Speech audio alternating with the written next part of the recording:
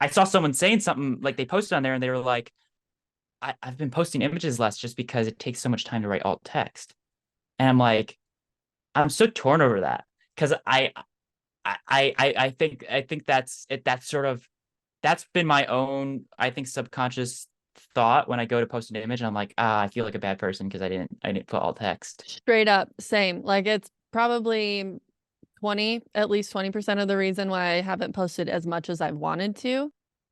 Folks in software have it easier than anyone else right now, just based on supply and demand, and based on the fact that you're, for instance, if I'm a web developer, and guess what? I can learn about the web on the web, and so like that's just inherently it's sort of structured in that way.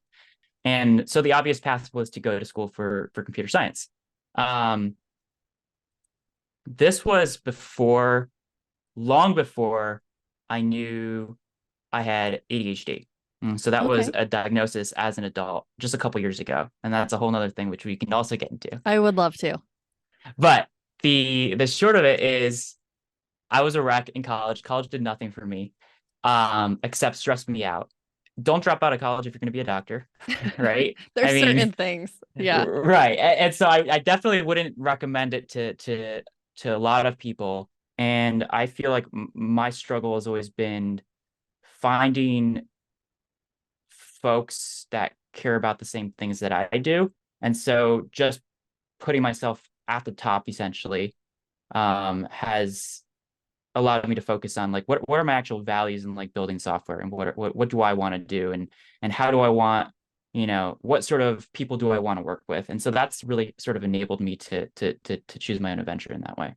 I don't mind folks in the tech industry who are self-aware enough to say, hey, I don't want to, I'm not good at communicating to non-technical people, or I have a contractor right now who told me early on, he was like, don't put me on client calls. I was like, okay, that's totally fair. Brilliant programmer, great guy, love to work with him. But you know your strengths.